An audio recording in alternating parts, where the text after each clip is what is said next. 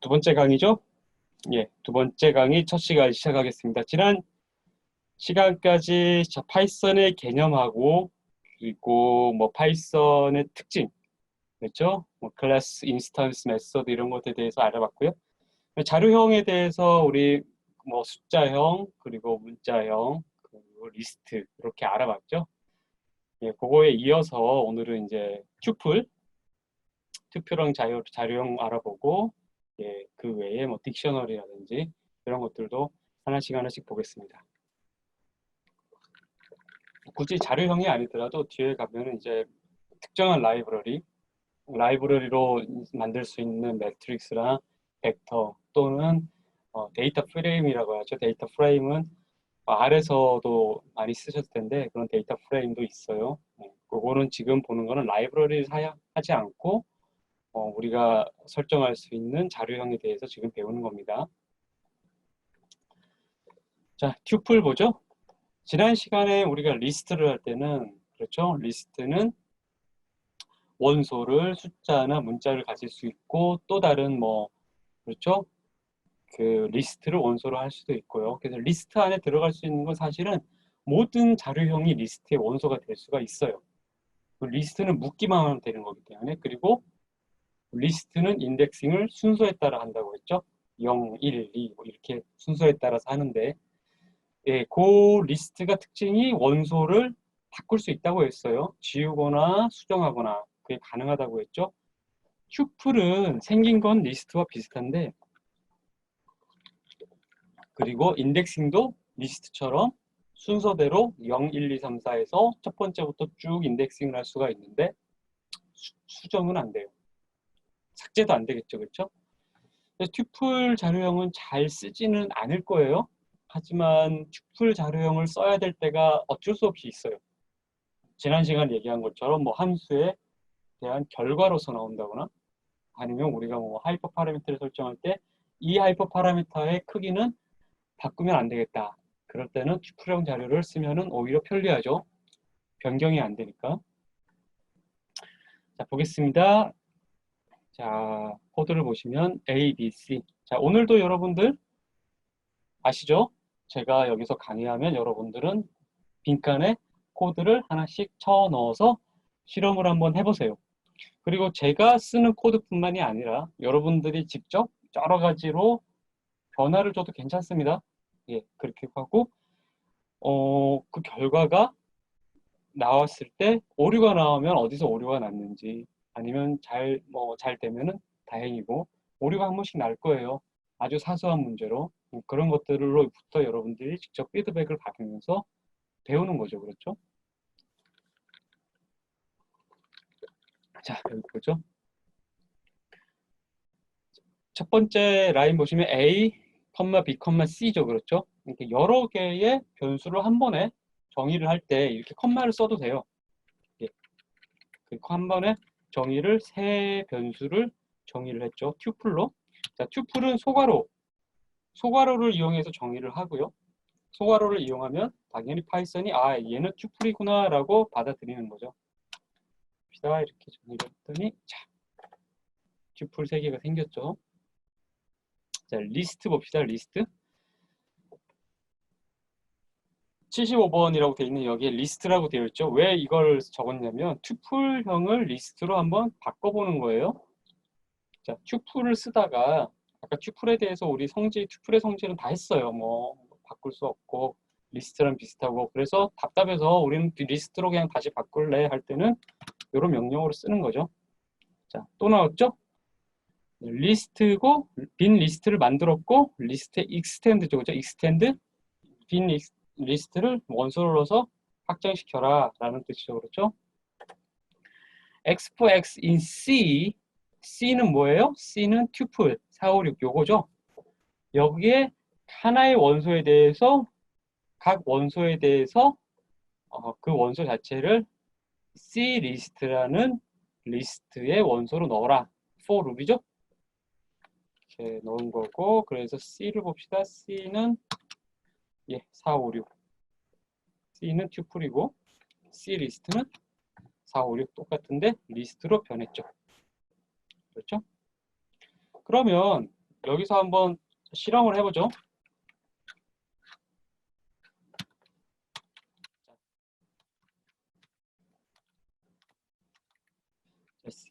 한글이네요.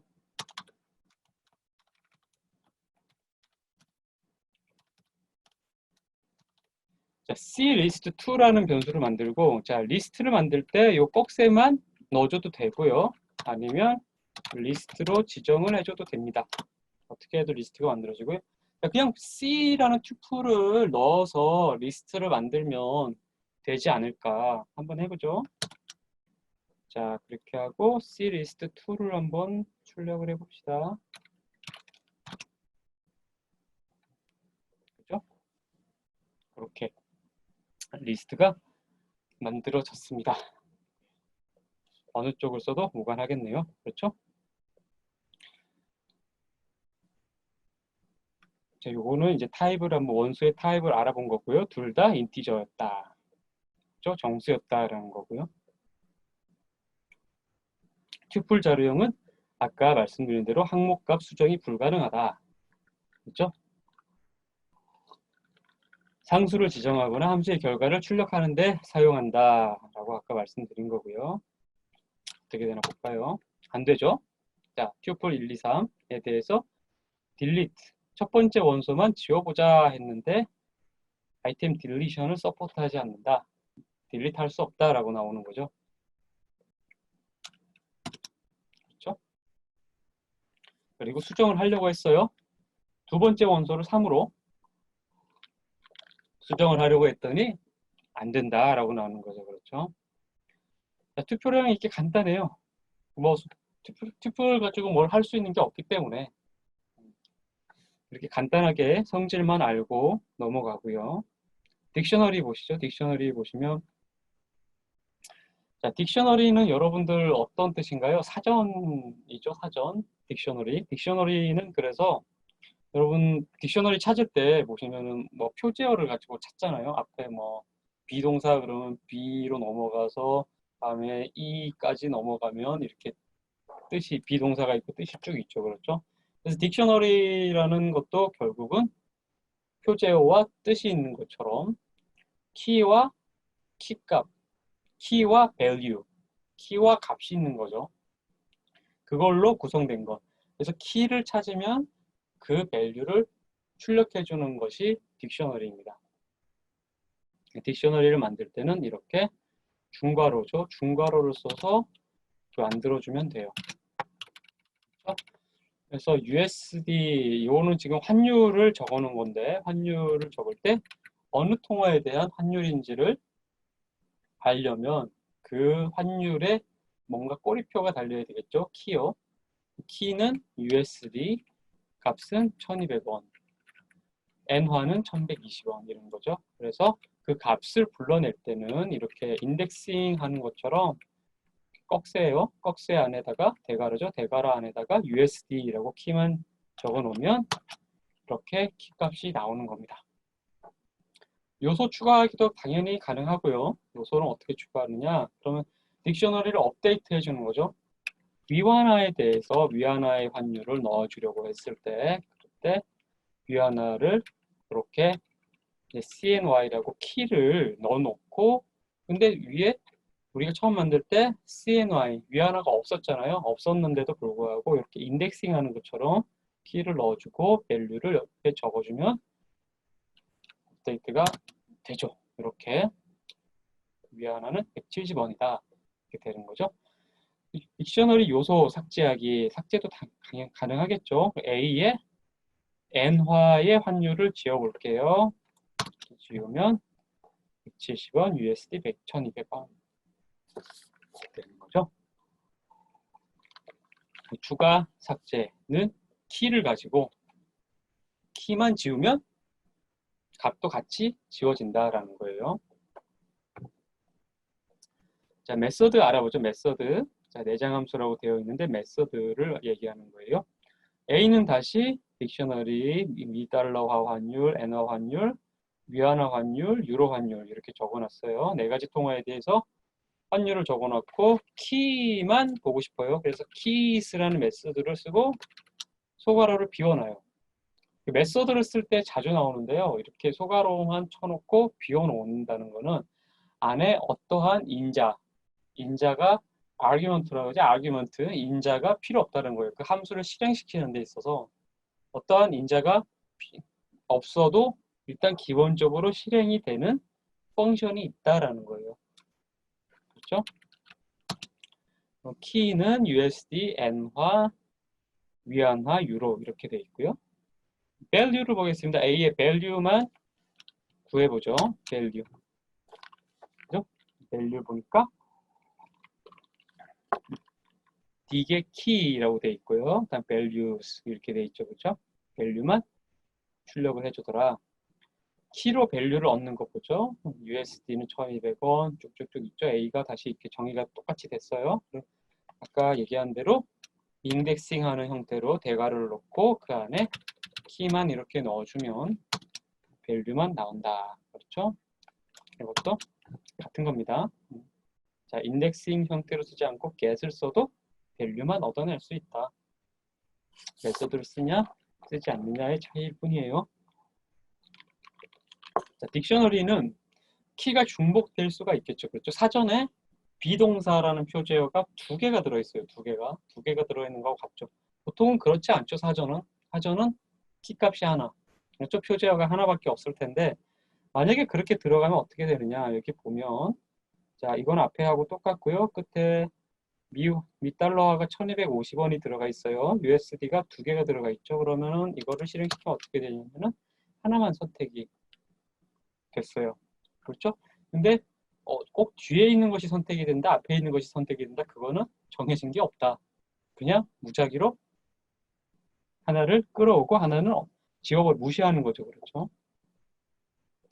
존재하지 않는 키로 밸류를 가져오라고 했을 때는 당연히 오류가 발생을 할 수도 있고 메소드를 쓰면 값이 없다라고 표현을 해주기도 해요. 자, 이렇게 인덱싱을 해서 키 값을 HKD, 홍콩 달러죠. 그죠? 홍콩 달러를 넣었을 때는 오류가 발생을 하죠.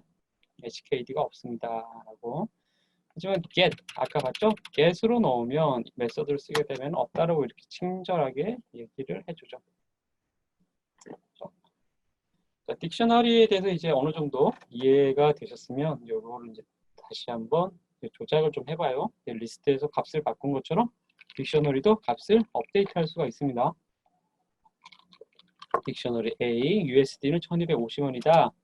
아까 1250원이었는데 1200원으로 다시 바꿔볼게요.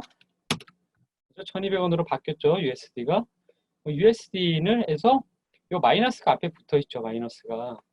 그렇죠? 저기 등호 앞에 마이너스가 붙어 있다. 이건 뭐냐면 기존 USD 값에서 value에서 100을 빼달라는 거예요. 이거 같은 거 뭐냐면 뒤에 또 나올 텐데 A 그런 거죠. 그렇죠? USD는 AUSD에 빼기 100 이거 같아요. 그렇죠? 그래서 더하기는 여기에 더하기를 넣어주면 되죠. 그래서 보면 1200에서 1100으로 100이 빠졌죠. 이걸 더하기로 해보면 다시 1200으로 늘어났죠. 그렇죠? 오히려 수식이 좀 간단해져서 편하다라는 거. 편한 게 사실 그런 이야기 있잖아요. 그 신기술을 발명하는 사람은 게으른 사람이 한다. 그렇죠? 게으르기 때문에 뭔가 효율적으로 해보려고 새로운 것들을 시도를 하다 보니까 발견하고 발명하는 거죠. 그렇죠? 해당 키가 딕셔너리에 있는지 조사를 해보자. USD라는 키가 A에 있느냐? 있다. HKD는 없다라는 거죠. 그래서 딕셔너리는 이렇게 간단하게 하는데 딕셔너리는 뒤에서 다시 한번 나옵니다. 언제 나오냐면요. 우리가 데이터 프레임이라는 걸 할 때 그 라이브러리를 하나 띄워서 임포트해서 데이터 프레임이라는 거를 우리가 할 때 그 데이터 프레임이 보기에는 이렇게 매트리스처럼 되어 있지만 기본적으로는 그것은 딕셔너리예요. 딕셔너리를 컬럼으로 쭉쭉 인덱스에 맞춰서 늘어놓은 것에 지나지 않는다라고 해서 데이터 프레임을 나중에 하다 보면 딕셔너리의 이러한 특징들이 나올 거예요. 그때 다시 한번 하고 그리고 딕셔너리는 또 어디서 많이 쓸 수 있냐면 여러분 텍스트 마이닝 할 때 딕셔너리 형태로 보관을 할 수가 있거든요. 딕셔너리 형태로 보관을 하거나 아니면 요즘에 텍스트 마이닝 하면 텍스트 자료 자체가 굉장히 크기 때문에 크죠? 진정한 빅데이터는 사람의 언어예요. 저 숫자로 이렇게 딱 정제돼서 나온 것들이 아니라 사람이 제가 이렇게 좀 막 하는 말 있죠. 이것들을 다 기록하면은 이것도 데이터가 되거든요. 비정형 데이터이죠. 그렇죠? 진정한 빅데이터가 사람의 언어입니다. 데이터 양이 어마어마해요. 이것들을 이런 식으로 딕셔너리로 관리하기보다는 좀 더 효율적으로 제이슨이라는 파일 형태로 관리를 해요. 그렇죠? 제이슨 파일은 나중에 여러분들이 접할 기회가 있을 거예요. 이 다음에 다른 수업들도 있죠. 이제 텍스트 분석도 있고 할 텐데 그런 것들을 볼 때, 그거 볼 때 이제 여러분들 제이슨 파일을 한번 접하실 기회가 있을 거예요. 그리고 쭉쭉 보죠. 자, 이제 딕셔너리는 그렇게 하고 집합 자료형 갑시다. 집합 자료형은 실제로 데이터 분석을 할 때 잘 사용은 하지 않습니다. 사용은 하지 않는데 그래도 일단 자료형이 있고요. 셋이란 자료형이 있고 수학 개념하고 똑같아요. 수학에서 우리가 배웠던 그 집합하고 개념이 같기 때문에 그냥 한번 보죠. 자, A라는 그 스트링 변수를 A 파이썬으로 정의를 하고요. 그리고 셋이라는 자료형이 집합이죠. 셋으로 정의를 했어요. 출력을 했더니 파이썬이 나오는데 보니까 순서가 뒤죽박죽 되어 있죠. 하지만 이게 규칙이 있습니다. 보면 제일 앞에 캐피탈이 먼저 나오죠. 캐피탈. 그러니까 그 대문자가 앞에 나오고요. 대문자가 먼저 정렬이 되고 다음에 소문자가 정렬이 돼요. 보시면 대문자가 그래서 앞에 나와 있고 두 번째 HNOTY가 정렬이 되어 있죠. 그렇죠? set. 자동으로 이렇게 정렬을 해준다. 그러면 한글을 넣어서 한번 해보죠. 한글을 넣어봤더니 러시아, 미국, 일본, 중국, 한국 정렬이 되어 있죠. 뭘로 되어 있어요? 네. 첫 번째 글자. 리을, 미응, 이응, 지읒, 히읗. 정렬이 되죠. 그렇죠? 순서가 없는 자료형이에요. 그런데 특이하게 순서가 없기 때문에 알아서 정리를 해버리는 거죠. 순서가 있는 자료형인데 파이썬이 알아서 정리를 해버리면 엉망이 되죠. 그렇죠? 엉망이 되겠죠, 당연히. 그래서 인덱싱을 하려면 인덱스가 없어요, 아예. 위치도 지정해 줄 수가 없죠, 그렇죠?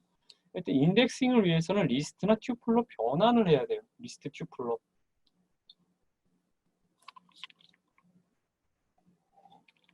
그래서 리스트로 변화를 하면 이렇게 된다. 이렇게 되면 이것은 이제 파이썬이 임의로 정렬을 할 수가 없게 되죠.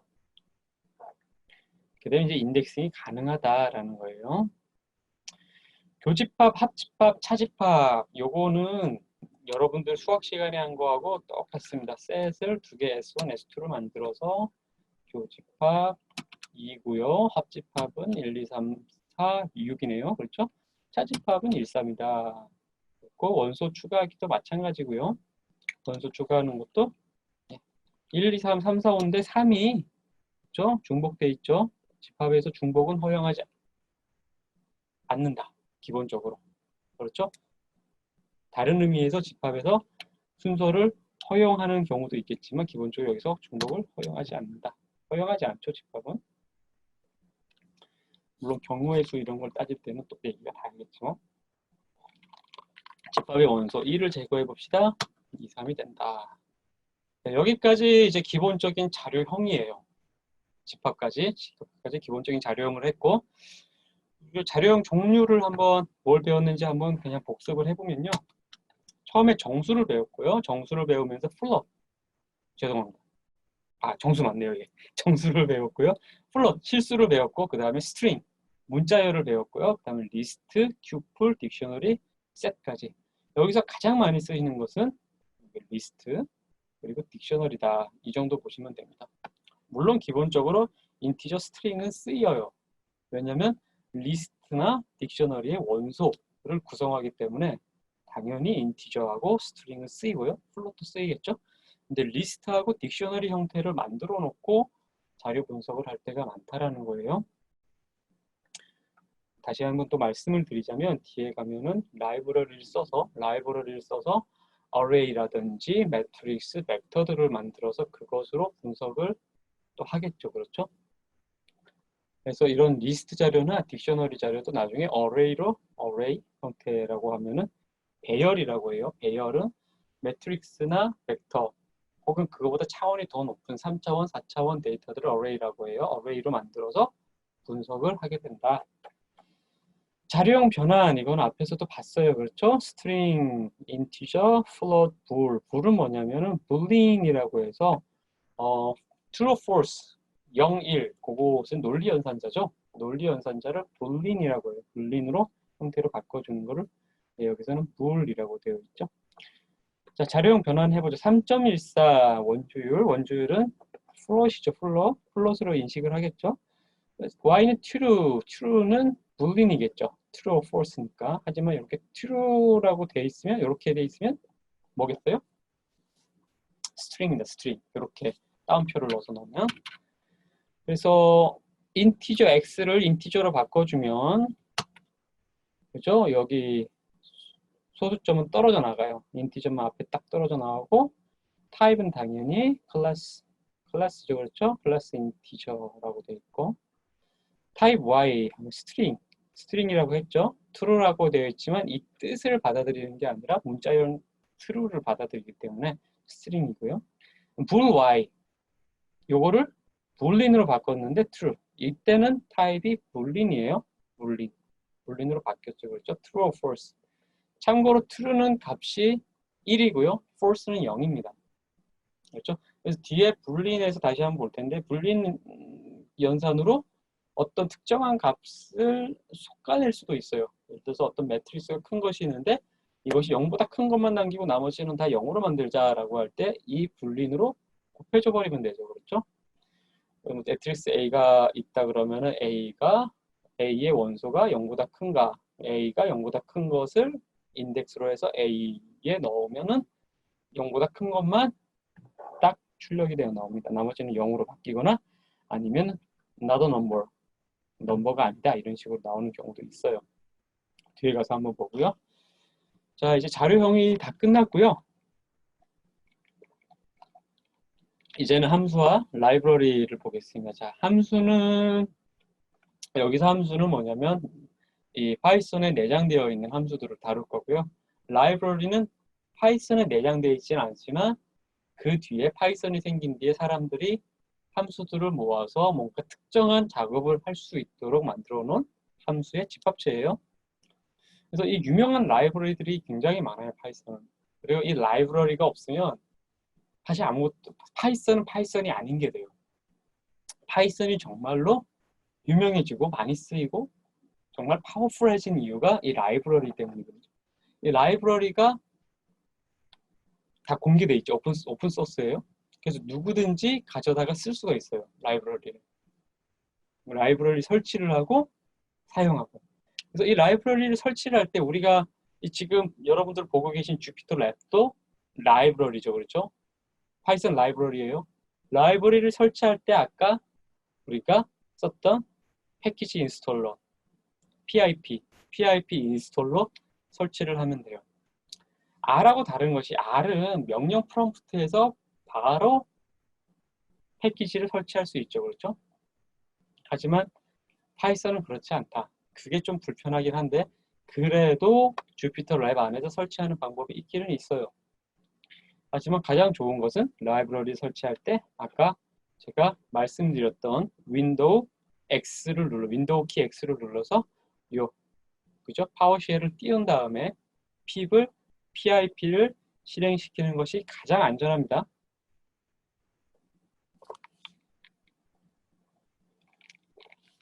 날이 덥죠. 여러분들도 더운 날에 컴퓨터 앞에서 파이썬을 공부하고 계시니 얼마나 힘드시겠어요? 네, 저도 이해합니다. 저도 파이썬 처음에 접했을 때 이걸 왜 쓰지? 이런 생각밖에 안 들더라고요. 너무 익숙하지가 않더라고요. 아까 말씀드린 그 메소드, 그 메서드를 처음에 이해를 못했어요. 왜냐면 전 처음에 파이썬을 여러 군데에서 배웠거든요. 어느 분도 메서드를 그렇게 인스턴스를 그렇게 강조해서 알려주시는 분이 한 분도 안 계셨어요. 그래서 제가 들은 강의들은 주로 통계학과 출신 교수님들, 아니면 경제학과 출신 교수님들, 이런 분들 강의를 좀 듣고, 또 엔지니어들이 한 파이썬 강의도 있죠. 그렇죠? 하지만 파이썬이라는 게 워낙 이 범위가 넓어서 여러 분야에서 쓰이다 보니까 서로 사용하는, 접근하는 방식이 조금씩 달라요. 그래서 이공계 쪽에서는 파이썬은 너무나 쉬운 언어예요. CS죠. 컴퓨터 사이언스 CS 쪽에서는 파이썬은 너무 쉬운 언어라서 야, 이거를 왜 강의를 해? 이런 입장이 있거든요. 왜냐면 자바 했으면 파이썬은 그냥 따라오는 거죠. 왜냐면 자바보다 훨씬 문법이 간단하니까. 여러분 매틀랩 쓰고 R 같이 써본 분 아시겠지만 R하고 매틀랩이 굉장히 문법이 비슷하죠. 그렇죠? 다 좀 다르죠. 요즘엔 패키지에서 많이 달라졌지만. 그리고 혹시 가우스를 써보신 적이 있으면은 가우스라는 프로그램 있죠? 가우스하고 매틀랩이 또 거의 뭐 90% 이상 호환이 돼요. 그 명령어들이. 그런 것하고 비슷한데 단지 파이썬은 자바나 C보다 훨씬 코딩이 간단해서 CS 쪽에서는 파이썬을 따로 배울 필요가 있어 이런 입장이고, 그래서 파이썬이 아쉬운 우리는 뭔가 C도 안 해보고 자바도 제대로 안 해보는 사람들 입장에서는 뭔가 누구에게 배워야 되잖아요. 근데 그 강의하시는 분들이 다 이제 통계학과나 이런 쪽에 이제 경제학과, 경영학과 이쪽에 계신 분들인데 그분들도 애초에 파이썬으로 시작하거나 CS에서 시작하신 게 아니라 매틀랩, R, 스타타 쓰시던 분들이 파이썬으로 넘어오신 거예요. 그래서 파이썬 강의를 들어보면 그분들이 하는 강의가 R 강의하고 비슷해요. 형태가. 그럴 수밖에 없어요. 왜냐하면 기존에 있는 프로그램 언어, 그 랭귀지 혹은 패키지의 그 형태에 익숙하시기 때문에 파이썬도 그렇게 접근하시려고 하는 거예요. 그래서 이 점하고 펑션을 넣는 그 메서드를 왜 그렇게 써야 되냐, 왜 주어랑 목적어가 동시에 나타나느냐, 이런 거에 대해서 설명을 저는 못 들었어요. 요즘은 모르겠어요. 요즘에는 이렇게 강조해서 인스턴스라는 걸 강조해서 게임 캐릭터라고 비유를 해서 이렇게 또 강의를 하시는 분들이 계시면 다행인데 저는 그래서 파이썬 처음에 할 때 힘들더라고요. 아, 어쨌든 요즘에는 익숙해져서 그런지 너무 편합니다. 파이썬처럼 이렇게 코딩하기가 편한 것도 없었던 것 같아요. 다시 매틀랩도 요즘에 좀 쓰고 있는데 파이썬에 비할 바가 아니죠. 자, 그래서 함수부터 한번 보겠습니다. 앞에서 이미 일반 연산들은 앞에서 많이 했어요. 그렇죠? 아, 제가 하나 빼먹었네요. 그렇죠? 자, 라이브러리 쪽에서 아까 라이브러리를 이 주피터 랩에서 설치를 할 수 있다고 했는데 저 pip3라고 하는 건 파이썬 버전 3일 때 pip3로 작동을 하는 경우가 있어요. 예를 들면은 지금 윈도우 PC에서는 그냥 파이썬이 없죠, 그죠? 처음에는 그러니까 파이썬을 버전 3를 설치를 하고, 여러분 혹시 파이썬이 버전이 두 가지가 동시에 있다는 거 아세요? 파이썬 2가 있고 3가 있어요. 2도 계속 업데이트되고 있고 3가 업데이트가 되고 있어요. 그렇죠? 희한하죠? 왜 이렇게 됐냐면 기존의 파이썬 2하고 3가 좀 달라요, 문법이. 그래서 파이썬 2를 쓰는 사람들은 계속 파이썬 2를 쓰기를 원한대요. 그리고 이미 작성해 놓은 코드들이 있을 거고요. 파이썬 2에서 돌아가는 것들이. 그래서 라이브러리도 마찬가지겠죠. 그래서 파이썬 2와 3가 같이 있는데, 그래서 파이썬 2에서 PIP를 쓰거든요. 그래서 동시에 설치했을 때는 PIP3를 쓰도록 되어 있어요. 그렇지 않으면 PIP를 쓰면 파이썬 2가 동시에 설치되어 있는 컴퓨터에는 라이브러리가 이쪽에 설치가 돼요. 파이썬 3가 아니라 2에 설치가 돼요. 무슨 말씀인지 아시겠죠? 그런데 리눅스 계열 OS, 저는 이제 맥북을 쓰니까 유닉스잖아요. 맥북의 OS는 유닉스하고 리눅스하고 거의 같거든요. 사실 같은 건데. 그래서 처음 구매를 해서 OS를 설치를 하고 딱 열어보면 파이썬 2가 이미 있어요. 그래서 PIP이 있어요. PIP가. 그런 경우에 나는 파이썬 3 유저니까 파이썬 3를 설치를 하고 PIP로 라이브러리를 아무리 설치를 해봐도 라이브러리가 임포트가 안 돼요. 그럴 때는 PIP3를 꼭 지정을 해서 써줘야 파이썬 3의 서브디렉토리에 설치가 되는 거예요. 혹시 맥을 쓰시는 분이 계실까봐 제가 알려드린 거고요. 그렇지 않은 경우에는 이렇게 PIP3를 쓰지 않아도 된다. 윈도우 PC에는 그냥 PIP로 가도 돼요. PIP. 네. 그리고 파워쉘이나 터미널에서 명령어 프롬프트에서 넣을 때는 이렇게 쓰고요. 자, 파이썬의 ID죠, 그렇죠? ID 여기 이런 우리 이제 그 편집하는 에디터죠. 에디터에서 할 때는 이 느낌표만 넣어주면 됩니다. 느낌표만 넣으면 설치가 돼요. 하지만 뭐다? 다시 말씀드리면, 다시 강조를 하면 저는 이 방식을 편리하지만 추천하지 않습니다. 추천하지 않아요. 네. 뒤에 더 복잡한 라이브러리로 갈수록 이 방식을 추천하지 않습니다. 왜냐면요. 이렇게 설치를 했는데 작동 안 할 수도 있어요. 작동 안 하게 되면 골치 아프죠. 그리고 왜 작동을 안 하지? 난 설치를 했는데 그런 경우가 생겨요. 그래서 가장 안전하고 가장 효과적인 것은 그냥 여기다가 이거 치세요. 그러면은 지금 요 파워쉘에서는 지금 주피터 랩이 물려 있죠, 그렇죠? 이거를 쓸 수는 없고 파워쉘 하나를 더 띄우는 겁니다. 그렇죠? 하나 더 떠요. 하나 더 뜨면 여기다가 자 루트로 이동하셔가지고 pip install 이렇게 해서 쭉 하고 뭐 텐서플로우 이런 식으로 입력을 하셔서 설치를 하시면 그러면 바로 그 다음부터 설치가 끝난 경우엔 임포트해서 쓰실 수가 있어요. 굳이 여기서 이 화면에서 설치를 해서 문제 소지를 남겨두지 않았으면 좋겠습니다. 경험에서 말씀드리는 거예요. 그렇게까지 말씀을 드리고 다음에 일반 연산 뭐죠? 일반 연산은 아까 저희들이 많이 했어요. 프린트 이런 것들을 다 했죠. 해왔던 거고 타입 그렇죠. 자료형이 무엇인지를 확인하는 거고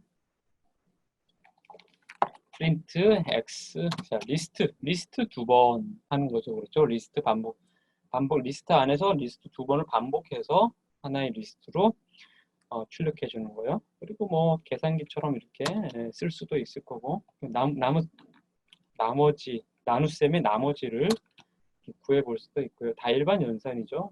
뭐 어느 PC에나 다 되는. 아까 문자형 스트링 자료형에서 이렇게 연산으로서 붙여버릴 수도 있다.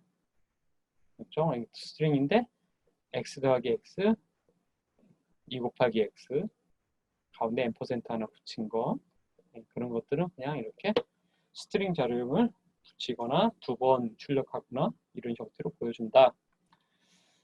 그 논리 연산이죠, 그죠? 1이나 0이나 하면은 1이 출력이 되고요. 1 그리고 0 그럼 0이 출력이 돼요. 교집합은 그렇죠?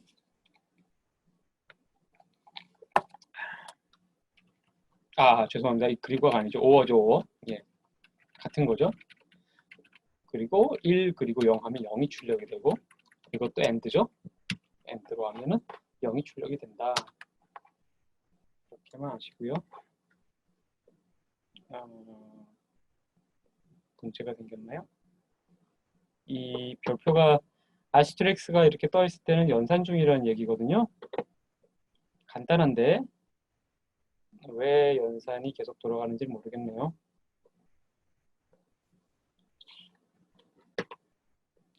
뭐가 문제가 생긴 것 같은데 지금 아이디에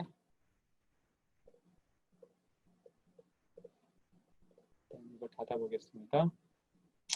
여러분들 이렇게 문제가 생겼을 때 그렇죠?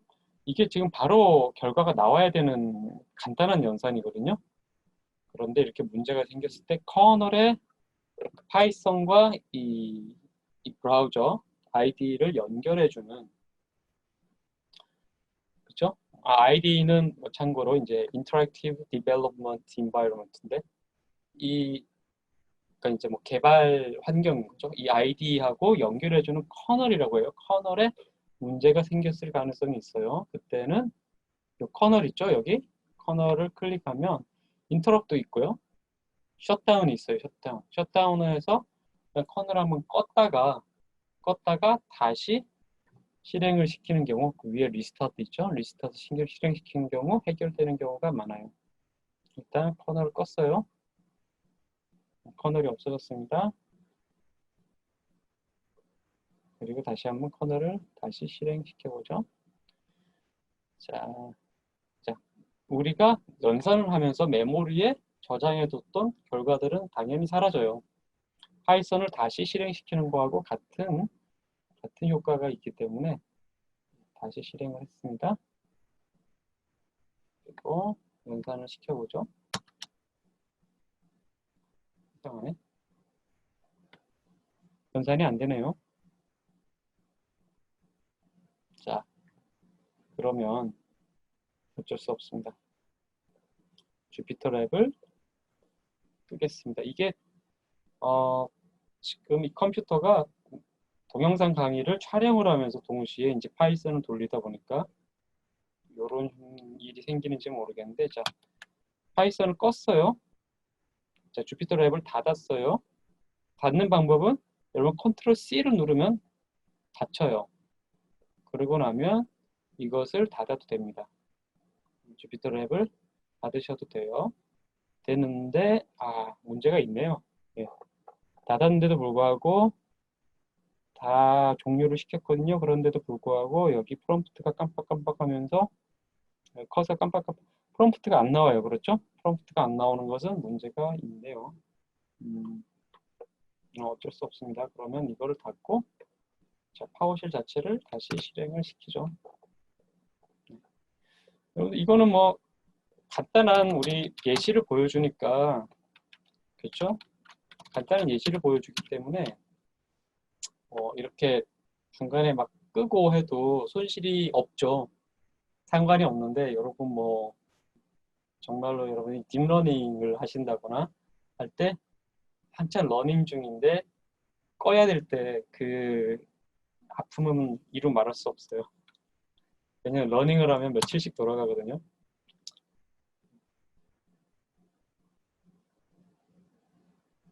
예, 다시 실행이 됐고요. 찾아가죠. 동영상 강의 데스크탑에 실행을 해보겠습니다. 참고로 이 디스트리뷰트 파일이 여러분들께 갈 텐데요. 이 디스트리뷰트 파일에 여러분들이 수업을 하시면서 채워가시면 되는 겁니다. 물론 지금 벌써 이미 띄워놓고 계시겠죠. 그런 다음에 다 완성이 되면 저한테 과제로서 제출을 해주시면 돼요. 저희가 과제를 따로 드리려고 하다가 이 작업, 이 셀을 채워놓고 실행시키고 이 작업도 만만치가 않기 때문에 제가 따로 과제를 설정을 하지는 않았어요. 근데 여러분들께서 원하신다면 제가 과제를 새로 만들어서 여러분들께 드릴 수도 있어요. 사실 이미 과제가 있기도 하고 나중에 피드백을 주시면 그거는 피드백에 맞춰서 하겠습니다. 자, 어디 봅시다. 아무 이상이 없는데 그렇죠? 바로 나와야죠? 예. 계속 이제 비교 연산자로 보겠습니다. 아까 얘기한 대로 부울 연산이죠? 예. 조지 부울이라는 수학자 이름을 떼서 부울 연산이라고도 합니다. 자, 1은 2보다 작죠? 그래서 결과가 true가 나올 거고요. 1은 2보다 작거나 같으니까 true고요. 1은 2보다 크죠? 죄송합니다. 1보다 크지 않죠? false고요. 1은 2보다 크거나 같지 않기 때문에 false. 이런 식으로 이제 1은 1하고 같죠? 1은 1하고 다르지 않죠? 그리고 이거하고 같은 거예요. not을 붙인 거하고 여기 느낌표가 붙은 거하고 같은 거예요. 그런데 뭐 이런 비교 연산자도 있지만 이렇게 그냥 영어로 쓰듯이 1은 1이다, 1은 1이 아니다 이런 식으로 써도 연산을 해줍니다. 나중에 여러분 파이썬으로 하시다 보면 이거 그냥 영어를 쓰는 건지 코드를 쓰는 건지 자연어에 가깝다라는 생각이 드실 거예요. 드실 때가 있을 거예요. 항상 그런 건 아니지만. 예, 이런 식의 연산도 해줍니다. 파이썬은. 그러니까 저희가 보기 영어를 안 쓰는 저희가 보기에도 그런데 영어를 쓰는 사람들이 보기엔 어떻겠어요? 너무 쉬워 보이겠죠, 그렇죠? 귀도반 로썸이 이걸 교육용으로 만들다 보니까 이렇게 쉽게 되도록 해놨는데 이것이 오히려 메리트가 돼서 수요가 최근 들어서 특히 폭증을 하게 된 것 같아요. 자, 계속 봅시다. 1은 0과 1이라는 리스트 사이에 있죠. A라는 스트링이 A와 B 스트링으로 되어 있는 리스트 안에 있죠. A, B 안에 A가 있냐? 있죠, 그렇죠? A, B 안에 A가 없다, 아니다 라는 거고요. 자, 불 연산자에다가 1 넣고 0을 넣으면 true, false를 이렇게 출력을 해준다. 불 연산에서 true는 1이고 false 값은 0이라고 했어요. 전 시간에 얘기했죠. 자, 그래서 true, false를 더해보면 1이 나와요. 그렇죠? 그래서 이런 비교 연산자를 매트릭스라든지 리스트 안에 넣어서 우리가 스크리닝을 할 수가 있는 거죠. 그렇죠? 0보다 큰 값만 내거나 할 때 이 부울 연산의 true 값 1이 곱해지고 조건에 맞지 않는 것은 false 0이 곱해져서 숫자의 그 값이 사라져 버리는 거죠. 그렇죠? not no는 no는 특별한 값인데 true다. 요거는 그냥 이런 게 있다라는 거고요. 자, 이제 펑션을 쓸 때 여러분들 그냥 펑션 하나만 이렇게 간단하게 쓰는 경우도 있겠지만 제어문, 그죠? 반복문 이런 것들을 통해서 특정한 데이터에 대해서 그렇죠? 반복적으로 적용해야 될 때가 있겠죠. 물론 매틀랩이나 R에서도 많이 쓰죠. 루핑이 매틀랩과 R을 비교하면 R이 좀 빠르고 매틀랩은 루핑을 쓰면 많이 느려지는 그런 특징이 있죠. 여러분들 해보셔서 아시겠지만 파이썬은 그거보다는 훨씬 빠릅니다. R보다도 아마 더 빠를 거예요. 조건문부터 보시죠. 자, 각 제어문 뒤에 반복문도 마찬가지고요. 아까 본 것처럼 컬런이 들어가고 들어쓰기, 인덴테이션만 해주면 됩니다. 자, age라는 변수를 21로 정의를 하고요. 조건문을 넣었죠. if age가 20보다 크거나 같으면 콜론 인덴트 이거 말이죠. 이거가 자, 인덴트를 안 하고 한번 해보죠. 그렇지 않으면 또 콜론 프린트 이렇게. 자, 인덴트 안 됐다고 나오죠. 인덴테이션 에러가 나오죠. 그렇죠. 인덴트는 해줘야 되는데 여러분들 보통 탭으로 이렇게 해주기도 하고요. 하지만 여러분들이 탭으로 작성한 코드가 다른 곳에 가면은 탭이 안 될 때가 있어요. 탭을 받아들이는 그 빈칸의 크기가 조금씩 달라요. 컴퓨터마다 운영체제에 따라서. 그렇기 때문에 아주 정확하게 범용으로 코드를 작성하실 때는 스페이스바를 4번 누르시면 돼요. 재밌는 것이 스페이스바를 한 번 누르면 빨간색이죠. 3번까지는 빨간색, 4번째 다시 초록색으로 변하죠. 그렇죠? 4번 만에 문법에 맞게 되었다라는 뜻이에요. 그래서 해보면 자, 21세니까 술 마셔도 됩니다. 라고 하는 거죠. 조건문.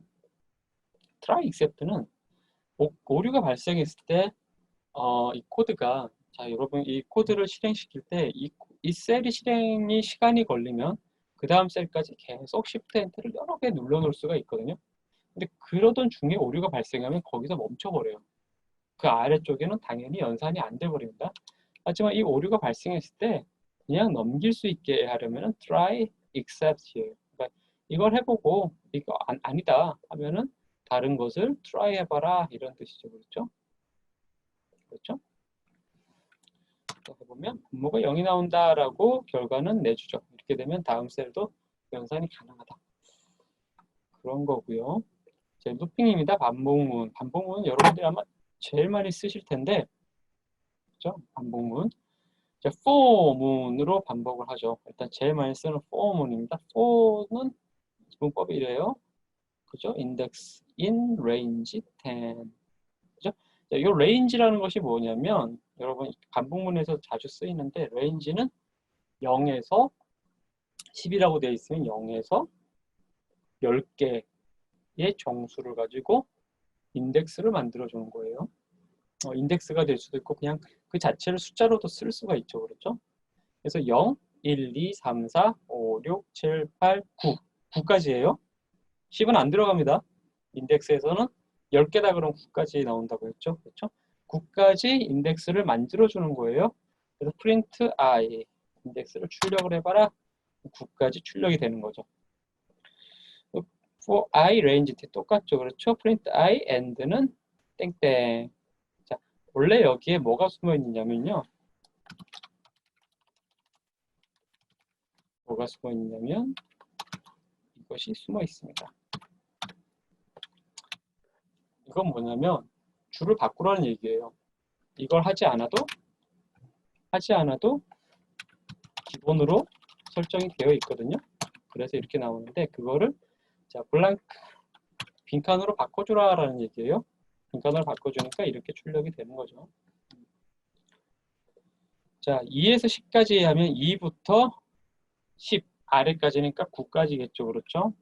그렇죠? 세 번째 자리, 네 번째 자리 이렇게 되는 거죠. 한번 해본 거고요. J는 0. 이건 뭐냐면 합을 구하는 거죠. 합. 자, J는 초기 값을 0을 주고 자, J에 i를 더해서 다른 J를 만들어라라는 거. 앞에서 했죠. 그죠? 더하기 그리고 equal 하면은 이거하고 똑같다. J에 i를 더해서 새로운 J를 만들어라 라는 거니까요. 그래서 해보면 합이 나타나겠죠. 그렇죠?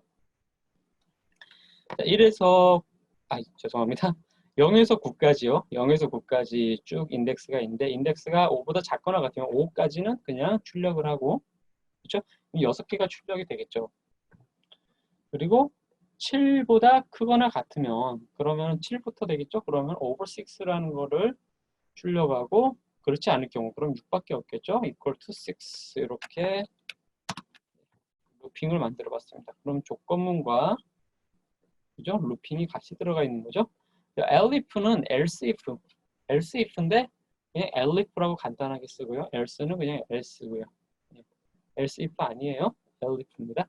끝에 항상 콜론만 확실하게 찍어주면 됩니다. 콜론이 안 들어가면 당연히 에러가 뜹니다. 그렇죠? 딕셔너리 자료에 대해서 한번 보죠. 딕셔너리 자료가 이렇게 있으면 딕셔너리야말로 루핑이 자주 빈번하게 들어가는데 딕셔너리는 키에 대해서 루핑을 해주는 거죠. 자, 키. 이 키는 키라고 적어도 되고 여기서 i라고 적어도 됩니다. 뭐 상관없어요. 이쪽에 인덱스를 나타내는 말이야 무엇이든지 상관이 없습니다.